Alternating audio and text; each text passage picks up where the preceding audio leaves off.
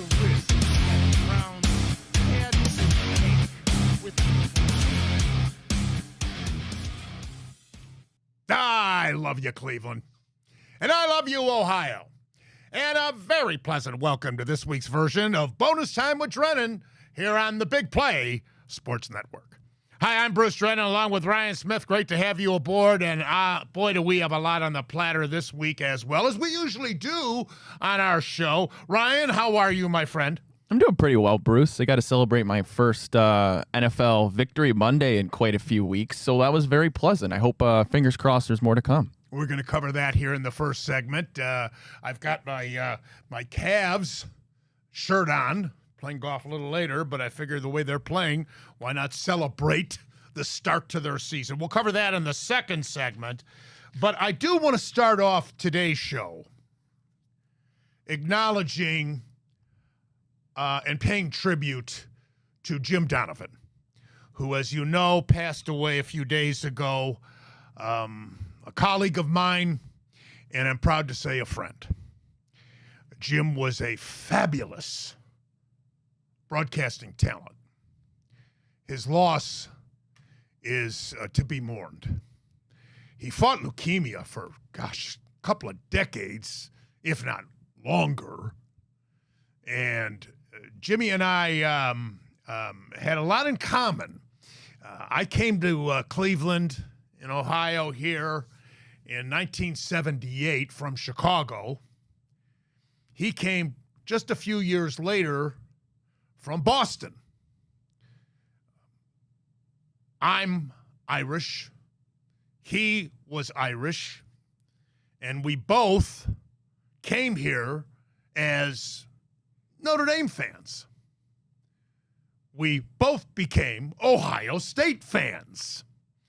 And when Paul Dolan formed the network, I had interviewed Jim on all my radio shows for years, many times. And then when Paul Dolan formed the Sports Time Ohio network, he had to rent space, studio space and office space in the NBC building here in downtown Cleveland, right across the shoreway from where we are now with our Big Play sports studios in Burke Lakefront. And so I'd see Jimmy every single day. And many times I'd have him on my show, originally titled All Bets Are Off, and then Drennan Live. And just a great, great guy and a great talent. But I'd see him all the time when we were in the NBC building. And I asked him, I said, geez, why don't you take more time off? I mean, Jimmy was a workaholic. Not only doing the grind of the 6 and the 11 o'clock news, which is a grind, but then the Browns, then he started doing other television shows. And, he didn't play golf like me. Joe Tate drilled into me many, many decades ago. Make the most amount of money in the least amount of airtime. And it didn't sink into me until many years later when I became elderly. But Jim was a workaholic, and boy, it paid off for him, not only financially, but as far as his great, great talent and what he was able to share with you. So we mourn his passing. Jim Donovan will go down as one of the all-time broadcasting greats here in Cleveland. I know he left an impression upon you, Ryan. Yeah, I was fortunate enough to be at the Browns game this past week, and it was beautiful. Obviously, they did a well-deserved tribute to Jim Donovan, and, the moment of silence, it was so quiet in there, Bruce, you could hear a pin drop. Just the impression he made on, thousands, tens of thousands, 100,000 people. It's incredible. And I saw on the primetime broadcast Sunday Night Football, Chris Collinsworth, his first partner was Jim Donovan. And it was awesome to see his picture of a young self across national television. Just a passing that, it won't be easy, and he'll be remembered forever. Now, my wife and I run a golf league on Tuesdays. And as you know, next Tuesday is Election Day. So I didn't want to be caught in a line next Wednesday morning, an endless line, where I'd be late for getting the league underway. So I thought I'd be smart and vote early. Now you can see I voted early, but as it turned out, I wasn't so smart. My wife and I went down to the Cuyahoga County Board of Elections, which is the 30th and Euclid here in downtown Cleveland. And even though parking was free, we had a heck of a time finding a parking space. And the parking spaces were so tiny, my goodness gracious. You couldn't get an old Volkswagen hardly in there. Anyway, we get a space. And then all of a sudden we see this long line all the way around on 30th from Euclid and interwinding with ropes and everything. Oh, so as we were right nearing the end of the line to get in line, a woman was coming back. She had just voted, and she said, an hour and a half, with a smile on her puss. I didn't think it was funny. I looked at my wife and said, oh, no. Well, she was wrong. It was 2 hours. And it's such a good feeling to vote, though, because once we did make it, and it was cold. I would have dressed warm if I would known. It was actually warmer in the suburbs where we live than it was down here in the lake. Usually it's just the opposite. Anyway, we finally get inside, and every new voter, first-time voter, they would make an announcement. They'd ring a bell, and it was kind of cool. Everybody, we were having a good time with it. But so we voted. But here's what I have to share with you. While we were outside in that long line, I said to my wife, in the adjoining parking lot, there was a guy with a walker, with one of those seats in the middle of the walker. And he maneuvers his walker to the edge of the fence where the parking spaces were. Frail-looking man. And I said to my wife, that looks like Geraldo Rivera. She says, I think it is. It was. And he sits down. He's by himself in this parking lot. And he's looking at the phone. He's looking up and smiling. And an hour later, we had progressed through the line, and now we're through the ropes on the line, and we were able to get, I said, Jackie, he's still there. What in heaven's name is he doing? He wasn't taking note or covering. I mean, he was just sitting there. Strange. Odd. But then again, I've always thought he's strange and odd. But that one threw me, Ryan. Geraldo Rivera. But I'm proud that I voted. And now I don't have to worry about getting to the course to get the league started next Tuesday. Well, there you go. I'm happy to hear that. Bruce, okay, don't yell at me. Confession. I don't know who Geraldo Rivera is. Oh, really? Yeah. Should I? Well, he's, for decades and decades, been a national news reporter and commentator on several different networks, and he goes back to finding the Al Capone investigation in Chicago and all. Yeah, he's a pretty famous guy. He actually was here in Cleveland. He was working on WTAM doing a show for an hour. See, he married a Cleveland woman. They live in Shaker.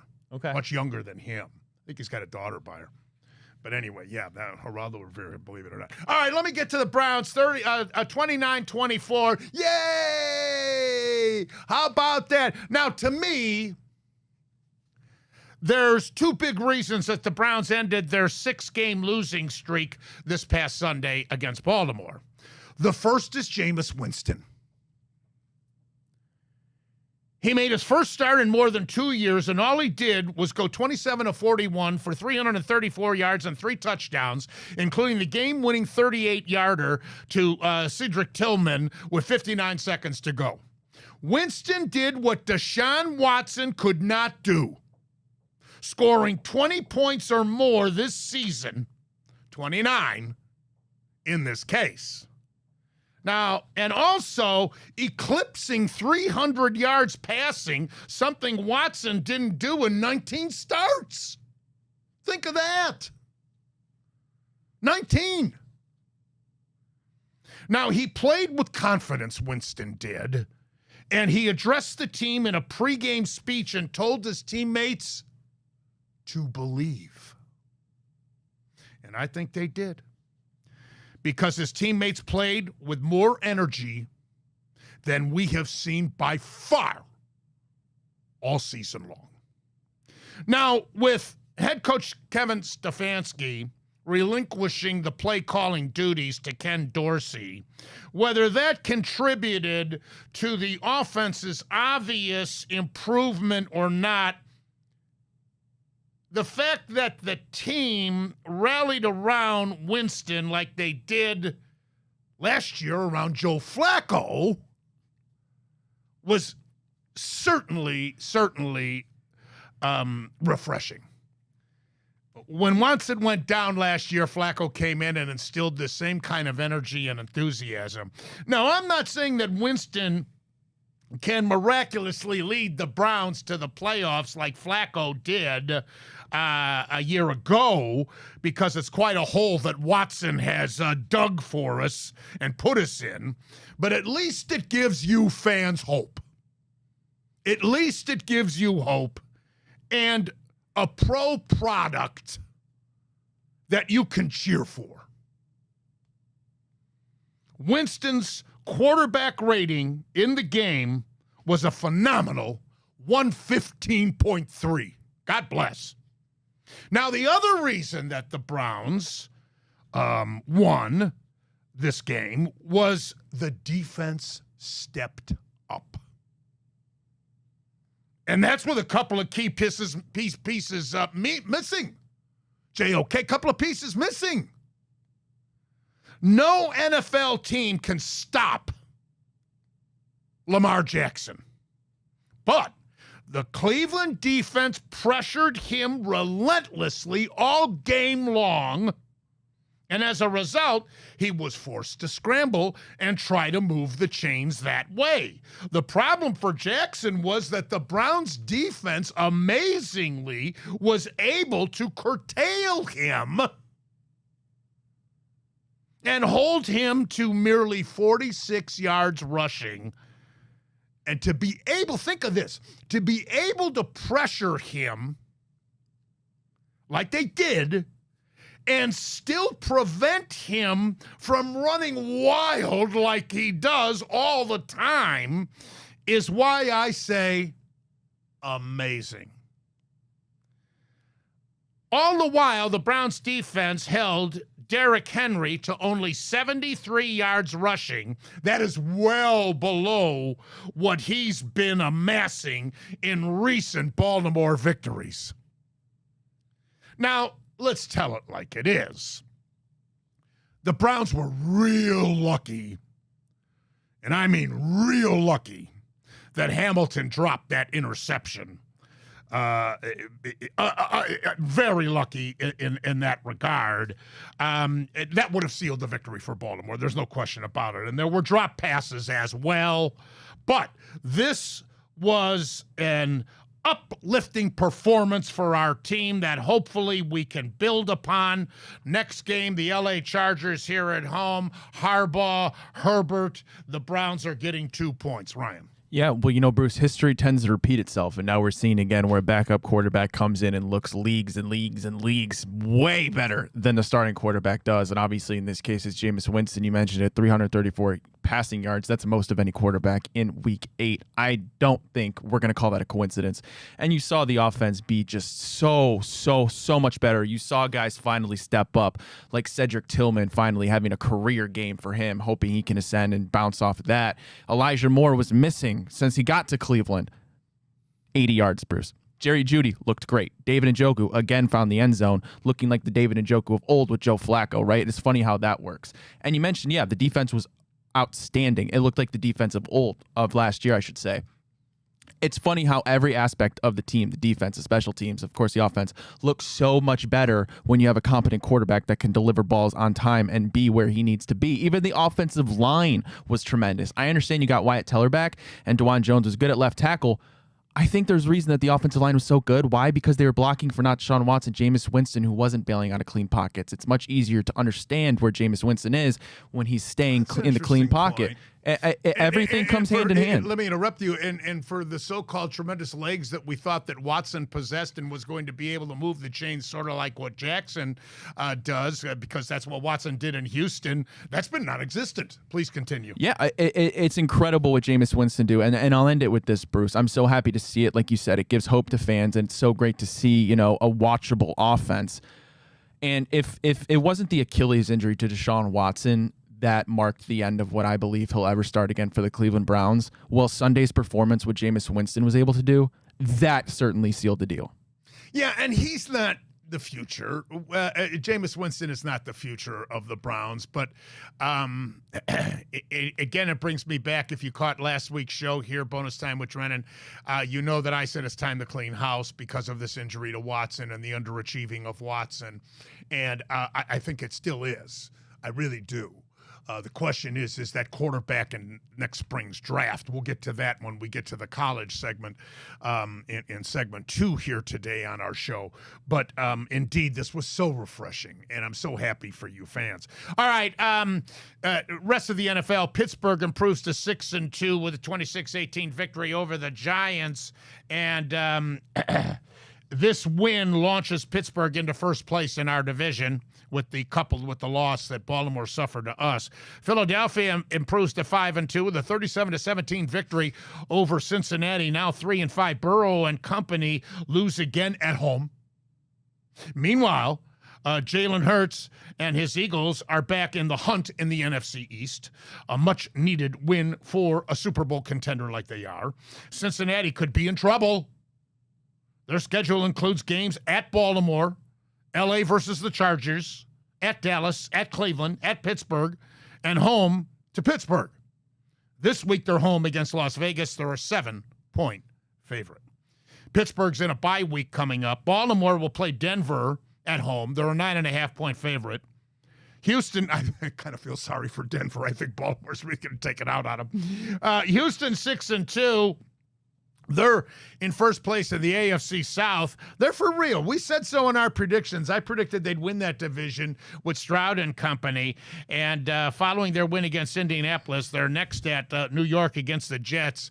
And this blows my mind. They're getting 2 points.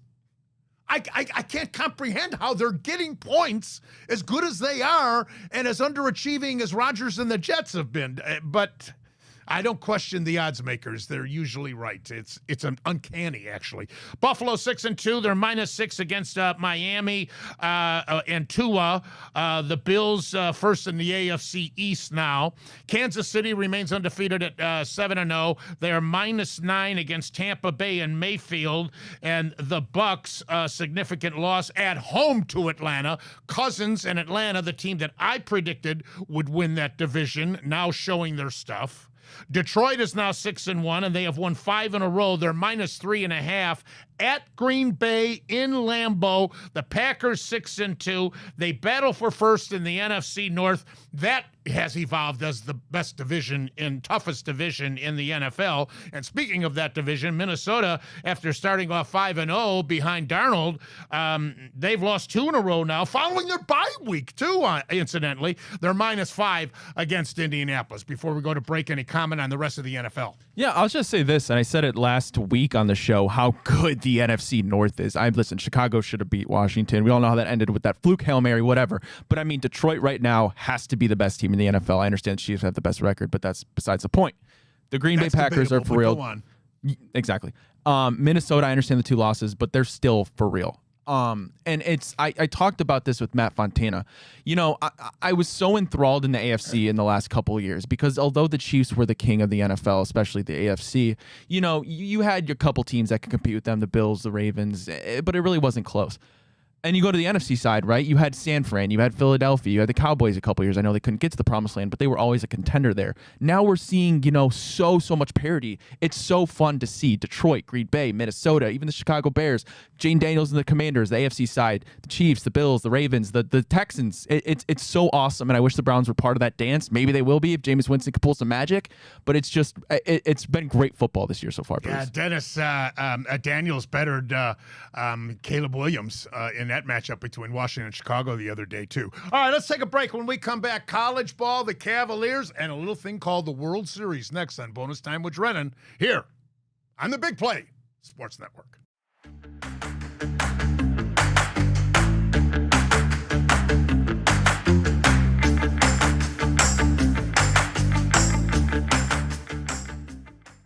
Great to have you back. Bonus Time with Drennan here on the Big Play Sports Network. A lot to cover in this segment. Let me begin with NCAA football and the new top 25 AP. Won't be but a couple of weeks now before we get the committee's first rankings, but right now we have the AP to work with, and Oregon remains number one. They're 8-0 undefeated off their 38-9 thrashing of the University of Illinois under Bielema, who's an improved team, but no match for Oregon. Next game for the Ducks in Ann Arbor, Saturday against Michigan. Michigan's 5-3, and the Ducks are a 15-point favorite in that affair. See if Michigan can stay with them and give them a game. Michigan, I think, had the toughest schedule of any Big Ten team since these Pac-12 teams joined the Big Ten. Georgia is number two. Their big matchup is the cocktail party in Jacksonville, Florida, against their arch rival, the Florida Gators. And Georgia is a 16-point favorite against the undermanned Florida Gators, who shouldn't be able to keep it close. I would think it's a rivalry, but I'll be surprised if Georgia doesn't win. Probably cover. Then we have number 3 versus number 4, Penn State and Ohio State. Penn State is 7-0, but they've had a couple of games. They only beat Bowling Green 34-27. They beat Southern Cal, who is certainly no powerhouse, far from it, 33-30. That was an overtime game. And then, of course, the Buckeyes, losing the one game as they did, are a 3.5-point favorite in this affair in Happy Valley. It's a noontime kickoff. I thought that would be the whiteout at night, but they're keeping it a noontime kickoff. And surprisingly, Ohio State had a real narrow victory against Nebraska. Real quick comment from you, Ryan, on the big matchup, Penn State and OSU. Yeah, I'm excited. I think that, obviously this is supposed to be the best game of the week at least. Listen, a lot on the line for both teams, obviously, no kidding. But for Ryan Day, who needs to beat a top 5 opponent, it's been quite a while. Well, I could say the same thing for James Franklin. I don't know who needs it more. Well, I'll tell you who needs it more for their job security, obviously Ryan Day. But I wouldn't be shocked to go see Penn State win this game. I mean, for all the hype Ohio State had this season, national championship favorite, man, is the pressure mounting for the Buckeyes. I like Ohio State in this one. I'm not a big Franklin fan. Oh, me neither. I'm not a big Franklin fan, and but of course this will be interesting too because Alar, the quarterback for Penn State, is from Medina High School, who Ohio State didn't offer. Yeah, right. As a matter of fact, I have friends in Medina that go to the Medina High School games, and when Alar was there, Franklin actually helicoptered himself from Pennsylvania to the campus of Medina High School to watch Alar play a home game, and then, wooed him and his family to go to Happy Valley. Amazing. All right. Miami's number 5 in the country following a 36-14 victory over Florida State. How far have the Seminoles fallen? Oh, my goodness gracious. Miami is a 21-point favorite at Duke, but be careful here. Miami has the number 1 scoring offense in the country, averaging 46.8 points a game behind quarterback Cam Ward. Is he the guy for the Browns? I don't know. Is he? This is a trap game maybe for Miami. Duke's pretty good. And here's the other thing about Duke. This is homecoming for them. And their head coach, Manny Diaz, is from Miami, and he was a coach on the Miami staff, so he's got a vendetta against the Hurricanes. Don't be surprised. I mean, don't be surprised if this isn't a trap game for Miami. We shall see. Texas is idle. Tennessee 7. Notre Dame up 4 spots, by the way, following their unbelievable thrashing of Navy, 51-14. Navy had previously been undefeated. But number 9 is BYU. There's another sleeper team to watch for the possible playoff this year. A&M up 4 spots after following their 38-23 victory over LSU. Clemson's 11. Iowa State is tied with them at 11 in the AP. Indiana undefeated, 13 in the country. They haven't trailed in a game this year. They've got Ohio State's second last game of the regular season for OSU before they play Michigan. That'll be interesting. Alabama's now down to 14, and Pitt is 18, not getting much respect, even though they're undefeated. Any comment, Ryan, before we move to the Cavs? I'll just talk about Cam Ward and the Hurricanes. Listen, a lot of the names being linked. It's either Cam Ward that the Browns draft or Shedeur Sanders, obviously out of Colorado, who just beat my Bearcats. That's another reason I want Cam Ward. But I really do think that the Browns come this time, April, when the draft is here, Bruce, I think they're taking Cam Ward, and I'll leave it at that. Will they need the worst record to get him? I don't think so. I think Shedeur will be the first quarterback taken off the board if I had to guess. And, I don't want him. I don't want him. I'll tell you, because I don't want the baggage of the old man. That's what, Bruce, I agree with you. I am totally uttering that same Fabulous sentiment. athlete. I don't know how good he is as a coach. We'll see. That remains to be seen. But I don't want that baggage. Agreed. All right, let me switch to the Cavs. Look at this. I'm going to wear it on a golf course proudly today, undefeated. I hope I'm wrong about the Cavs. I hope they can win the Eastern Conference, but they're off to a fabulous start. The first victory against Toronto, Mobley 25. Is this a coming out year for Mobley? It sure as hell looks like it. And you know what? It better be, because that's exactly why you fired JB and brought in Kenny Atkinson. Yeah. Mitchell had 21 in that game. Detroit, 6 Cavs were in double figures. The Washington victory, Mitchell 30 points, 4 rebounds, 5 assists, and 4 steals. And then the New York win, Garland 34 points, averaging 19.3 so far this year, 5 assists and 2 rebounds. Tonight, the Cavs are -5 against LeBron and Bronny and the L.A. Lakers. Rocket Mortgage will be rocking tonight. Yeah, Bruce, it's funny because the Cavs going into this season, one of just 2 teams not to add a single free agent, but it doesn't look that way. This looks like a complete, and I know it's early, hear me out, but this looks like a completely new team under Kenny Atkinson. I must admit.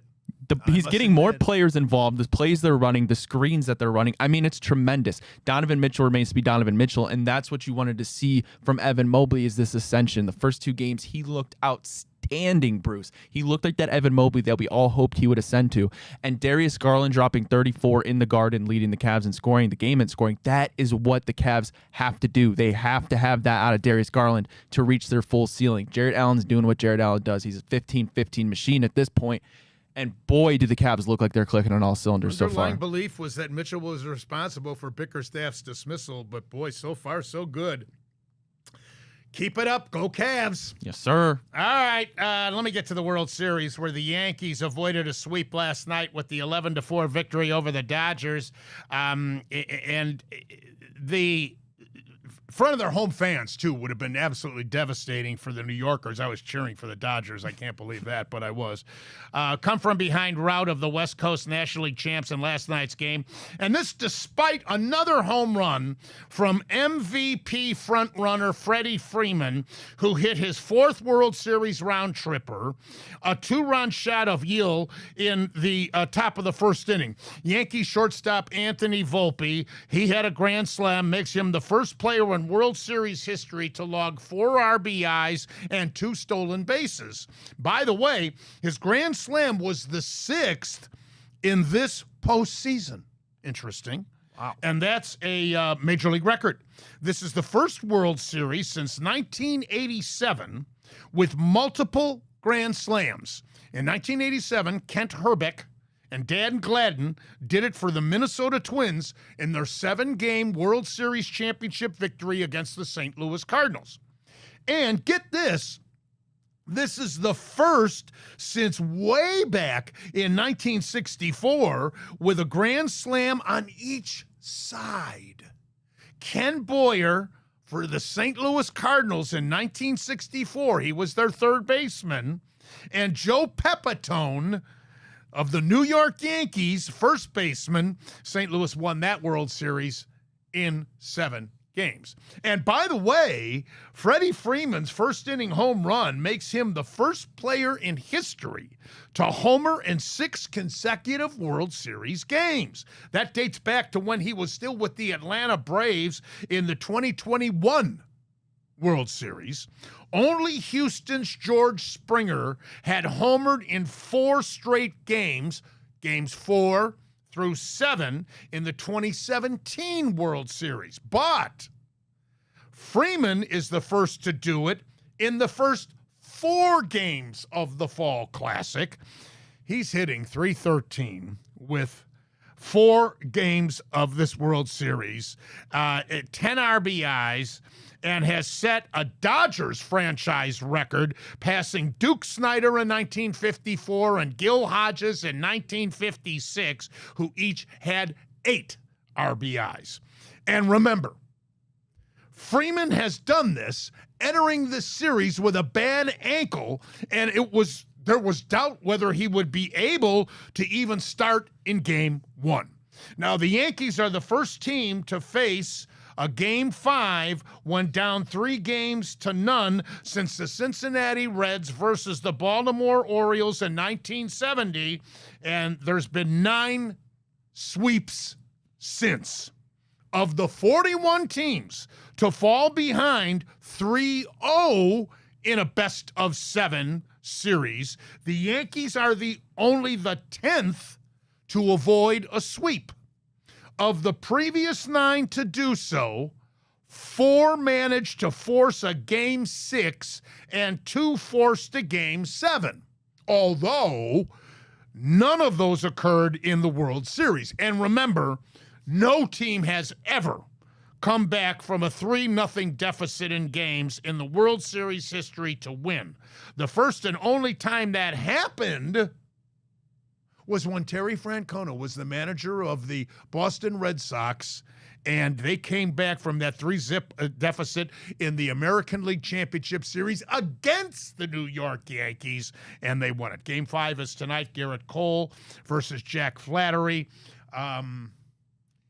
I got to favor the Yankees tonight, Ryan, with Cole, especially with the crowd behind him, rejuvenated with the onslaught last night. By the way, that's the most runs the Yankees have scored in a World Series game since they scored 12 against the Pittsburgh Pirates back in 1960. And I was 10 years old, and I remember that World Series. It was a 7-game series won by the Pirates, and Roberto Clemente was just a kid. But here's the thing about that World Series, how historic it was. The 3 victories by New York were massacres. The Yanks scored, 8, 9, 10, 11, 12 runs, whatever it was, in 3 blowouts. And the 4 Pittsburgh wins were all real close games, including Bill Mazeroski in Old Forbes Field winning it with the classic home run that is seen on video still to this day. So amazing. But here we are, the Yankees facing elimination just so they don't come back and make history. Oh, God, no. Oh, please. Yeah, I was about to say, I really hope they aren't the first ones to come back and make that history. I know everybody outside of New York doesn't want to see that happen. I'm still debating whether or not, Bruce, this is an entertaining World Series, and I'll tell you why. I'm kind of glad it wasn't a sweep. Obviously, I still want the Yankees to lose, and I do think Garrett Cole will get the win today. Only good thing about the blowout yesterday is the Dodgers could save some of their bullpen, which is nice. But Freddie Freeman has been absolutely phenomenal. Anthony Volpe, you've seen step up. Wells, you've seen step up. But, man, where's the superstars? Where's Ohtani? Where's Judge? Yeah. It's not what I thought it was going to be, but I guess at the end of the day, Bruce, as long as the Yankees... He did get hurt. He hurt his shoulder in that slide. He did. I believe they're both 1 or 2 for 14 on the series. Very similar stat lines for both of them thus far. But listen, I'm not going to complain as long as I don't have to see the Yankees win another ring. Another thing that I find interesting is the national commentators on the news networks, ABC, NBC, CBS, Fox. They're all saying, oh, go Yankees, go. I guess they don't care about the rest of the country or Los Angeles fans. They don't care if they alienate them. I guess with as fragmented as the ratings are now in this day and age of cable and streaming, et cetera, they don't care. But at any rate, they'll be playing Game 5 tonight in New York with, again, the Yankees facing elimination.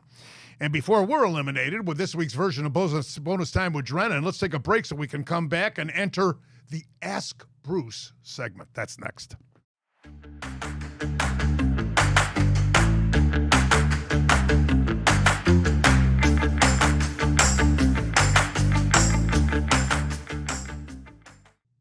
All right, back with Bonus Time with Drennan here on the Big Play Sports Network. Great to have you aboard as always. Next week, we look forward to the show. The Browns will have played another game with the LA Chargers. Hopefully another victory for Jameis Winston and company. And I think it's a winnable game, especially, but it'll be interesting, too, to see the Browns taking on Harbaugh and Herbert. Interesting indeed. All right, fire away. Ask Bruce segment upon us. All righty. Hey, Bruce. From Andy. Hey, Bruce. Cleveland Sports Nation lost an icon in broadcasting over the weekend. What was your very first interaction with Jim Donovan like, and did you ever get a chance to play golf with Jim? He didn't play golf. That's what I said earlier in my tribute to him. Andy, he was not. That's why, he was such a workaholic. I don't know what his hobbies were. I mean, he was always on the air, just so diligent. My first interaction was after he first came to Cleveland. I arrived here a few years before Jim, and I saw him at a press conference, and I introduced myself and welcomed him to Cleveland. I had already been doing talk shows and was doing the Indians games with Joe Tate on TV and the Cavs games with Austin Carr on television. But that was the first time I met Jim at a press conference after he was hired by Channel 3 here in Cleveland. Alrighty. Hey, Bruce, do you see any way that the Browns can find a taker in the offseason for Watson, even if they pay half the remaining salary? Jeez, that's a good question. Even if they pay, which they're going to have to do, they're going to have to bite the bullet, Ryan. I imagine there's some sap ownership and management that would take them, but my God, I mean, you don't foresee him staying. I know you don't, Ryan. You don't. I'm talking to the fans here. You don't foresee him staying with the Browns after this, do you? Well, Bruce, the unfortunate reality is cutting him, you can't really just cut him because of the constrictions that would cause, because you're not just kind of trickling the cap down a couple years. Right. But you're going to have to just tell him to stay home. Tell him to make him the emergency third backup quarterback. There's no way out of him. That's the scariest part about this whole thing, Bruce. Do you think he's got anything left? I mean... No. Oh, no. I don't think he'll ever be a good quarterback again. No way. No shot. Just how catastrophic was this move? And I admit I advocated it because I still thought that Watson could be the quarterback. I assumed he was going to be the quarterback that he was in Houston. That's why because I wasn't a believer that Mayfield was the guy to lead us to the Super Bowl and win it. I could be wrong on two fronts there, and it remains to be seen with Mayfield. I still could be right there. I'll stand my ground with Mayfield. I don't think that, and he lost a big game to Atlanta the other day. It was a high-scoring affair. He had good numbers, though. But this is catastrophic about Watson and the money. Unprecedented guaranteed money by Haslam to Watson, and all these other owners are so peeved off at Haslam, it's ungodly. Alrighty, hey Bruce, the Colts just named Joe Flacco the starter and are benching Anthony Richardson. Does his success with the Colts this season further prove the incompetence of Jimmy Haslam and Andrew Berry? To keep him, they didn't want to pay the money. They just didn't. And Indianapolis took him as a backup. Richardson was always believed to be the starter, even when they brought Flacco aboard. Isn't Flacco a tremendous story? Even the game he lost, he was great. Oh, he was amazing. Bullet passes right on target. Later, I told you, my sources tell me that Watson would sit in front of his locker by himself. By himself. Flacco, when he was with us, would sit in front of his locker, and players would hoard around him, getting encouragement, asking advice, just establishing the rapport. Now, what does that tell you? What does that tell you? Winston's got a little bit of that too. But I don't... God, this Watson fiasco. Oh, God. Don't lose any sleep over it, though. I'd hate to see you get unhealthy over it. All right, we flip it over to baseball again. Hey, Bruce, whose World Series slump has been more shocking to you, Shohei Ohtani or Aaron Judge? That's a great question. Ohtani got hurt with the shoulder on the slide. And Judge, of course. They're both complimented in that lineup. Ohtani's got Freeman and Betts, and obviously Judge has got Stanton and Soto. So going in, and isn't it funny? Every World Series, and I go back to when I was a kid. There's always somebody that steps up that you don't think I mentioned 1960, the World Series between Pittsburgh and the Yankees. There were a couple of those World Series where Bobby Richardson of the Yankees was a hero. He was the second baseman. He wasn't Mantle, Berra, Maris, Elston Howard. Bobby Richardson, Phil Gardner was his hero in the world. Pat Borders of Toronto in those back-to-back championships that Toronto had to win the World Series when Robbie was with him and Joe Carter was with him. Pat Borders was the MVP one year. There's always somebody that you don't expect to step up. Volpe for New York this year. I mean, it's very fascinating to me how, and that's, the way the Guardians were this year. The bottom portion of that lineup, they didn't have good batting averages, but during the regular season, they came through with clutch 2-out base hits that were very contributing to winning so many games. Unfortunately, that wasn't the case in the postseason. Alrighty. Hey, Bruce, how do you think the Guardians would have matched up with the Dodgers if they would have advanced to the Fall Classic? Well, the Dodgers look awfully strong. I mean, let's face it, they look real strong.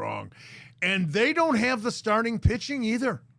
I mean, isn't it amazing? And I say Terry Francona, who, by the way, stole Valakia from us, the hitting coach. Now he's going down to Cincinnati. The question still remains about Carl Willis. Oh, man, I find hope that not. very interesting, but that's for another show.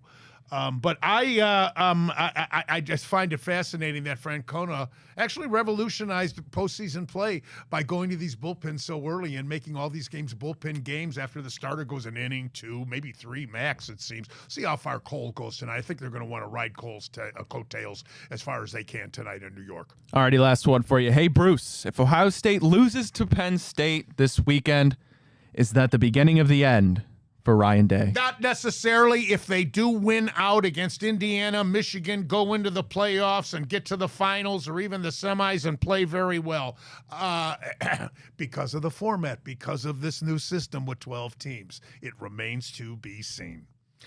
But what is obvious is that's all the time we have for this version of Bonus Time with Drennan here on the Big Play Sports Network. I am Bruce Drennan, along with Ryan Smith.